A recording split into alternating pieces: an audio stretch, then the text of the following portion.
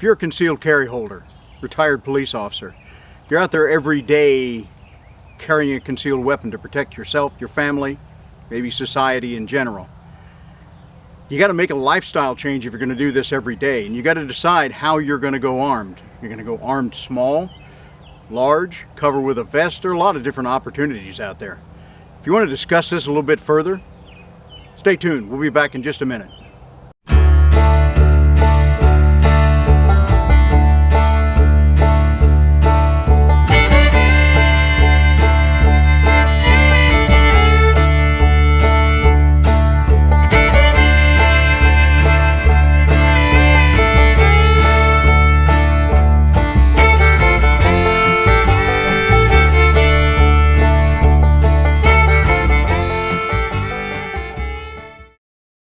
Hello folks, Dick Fairburn here. A number of years ago I retired as an active police officer, so I have concealed carry in all 50 states under the federal LEOSA Act. A lot of you have concealed carry, and you can branch that out to a number of states. Some states have constitutional carry where you don't even need a permit. If you're going to be armed every day in your life, you have to decide how you're going to do that. What are you going to wear, and what are you going to carry with you? You see a lot of different things on YouTube, and one of the more, I guess, kind of disturbing things I see is a lot of people who seem to be training for war. Some are former soldiers, some are former cops, some are just guys and girls. But they train with battle belts and tons of magazines and plate carriers. I'm assuming they have concealed carry permits. That's not how they go about their everyday life, concealed carry. So if you're spending a lot of time playing with those toys, and that's okay, it's a free country, do what you like, spend your money how you want. But are you practicing enough with the kind of stuff you're going to use in the real world should you find a deadly force encounter coming your way? Okay? What do you wear on an everyday basis, and do you train with that enough to be really good at it? Let me tell you what I wear on a normal basis, and to me it depends on what I'm doing and where I'm going. I live in a small community, fairly low crime. We have crime, but it's not a daily problem here for violent crimes. You go 30 miles in a couple of different directions, I'm in a pretty dangerous area.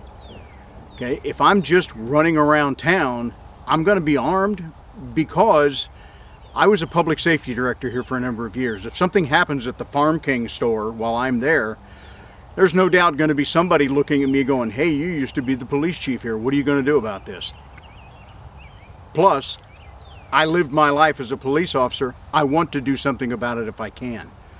But this is about as low risk an environment as most of us are going to face. We're seeing major cities turn into Mad Max movies, Chicago, LA, wilding events, tons of kids going in to do smash and grab armed robberies. If I'm going to one of those places, I'm not going to be carrying the way I am right now. But here's what I carry on a day-to-day basis.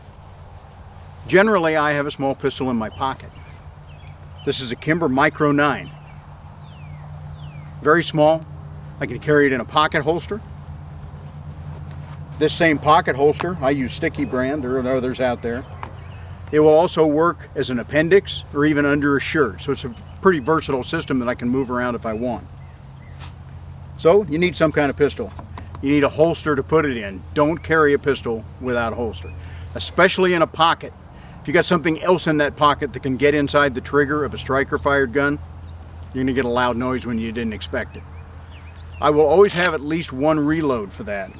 Now, I found a case for my cell phone that's big enough for a spare magazine for the Kimber. They hold 7, so I have a total of 15 rounds. I'm not looking for a giant shootout, but I think I've got enough to handle almost any problem that's going to come my way. I mentioned a cell phone. You need to have some kind of cell phone. You need to be able to call 911 to get more help, to make the announcement that something has happened. So pistol, at least one reload. Cell phone. I always have a flashlight with me of some sort. This is a little model that takes a couple of AAA batteries. It's not the brightest thing in the world, but it's got more than enough to do the job. It's small enough that I can just stuff it down in that pants pocket or if I'm wearing cargo pants like a 511, they've got a pocket that I can put that in. So I got a pistol, I got a reload, I got a flashlight, I got a cell phone. I always carry some kind of a decent knife, some pocket clip knife. This is a Gerber. I have several, like most of us do, so I've got some kind of a knife with me. What's the other thing you absolutely have to have with you? Credentials. If you're concealed carry permit state and you've got the concealed carry permit, you need to be able to show that. If you're a retired cop, then you need the annual qualification card that puts you in compliance with LEOSA. That's not that much to carry upon me at any given time. Now some people will say you need to go a lot more. At least 2 reloads, maybe a bigger pistol. One guy I know says, well, you got to have 2 cell phones. You know, the old saying, 1 is none, 2 is one, 1 is none. You know the old saying, 2 is one, 1 is none. But I think 1 cell phone will do me. The vests, if it's that kind of weather, I may wear a vest. And that gives me a lot more options for bigger pistols, more magazines, more things to carry with me. This will get me by. Here's an example when I would upgrade. I had a very close friend who died in Chicago about a year ago. I knew him from working together at the state police. He was retired. He was working for the Metro Police Department, which is Chicago's commuter train line police. He was the number 2 guy there. He'd had some illness but was doing well with it and just suddenly died. A friend of mine and I decided to go to his funeral. Now, this is a funeral in the city on the south side of Chicago. Police funerals make me pretty uncomfortable because there are a lot of people out there that don't like the cops these days. And a police funeral is a target-rich environment for those kind of individuals. But I'm wearing a suit, so now I have a lot more coverage. So I had a 1911 Commander in hip holster. I had 2 spare magazines.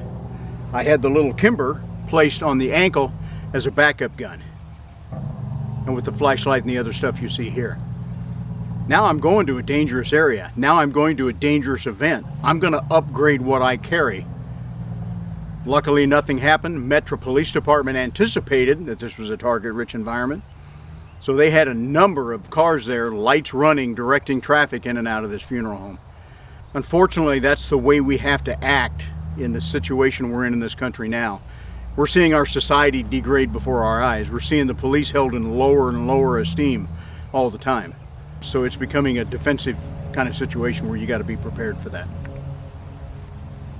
So, knife, cell phone, spare magazine. This can go in my backside of my cell phone carrier, it can go in a pocket, it can go on an inside the waistband magazine carrier if I like. A small flashlight.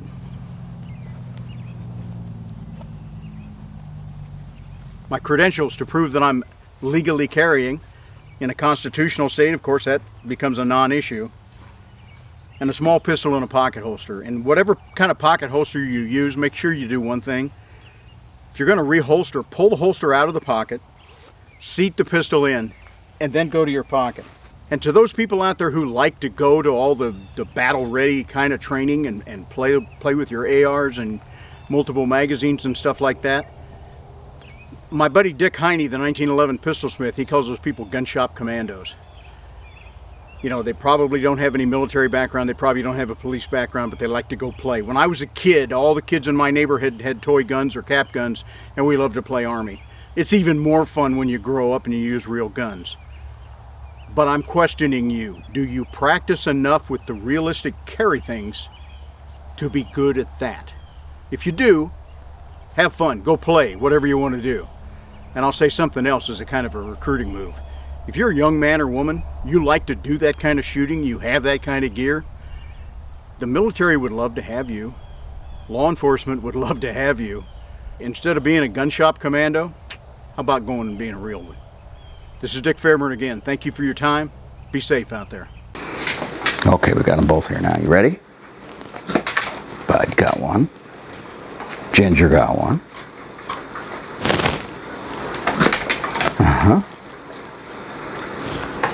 Oh, she missed it. She usually gets them, doesn't she, bud? Okay, girl, last one. You ready? You ready? Yeah! That's all there is till next time.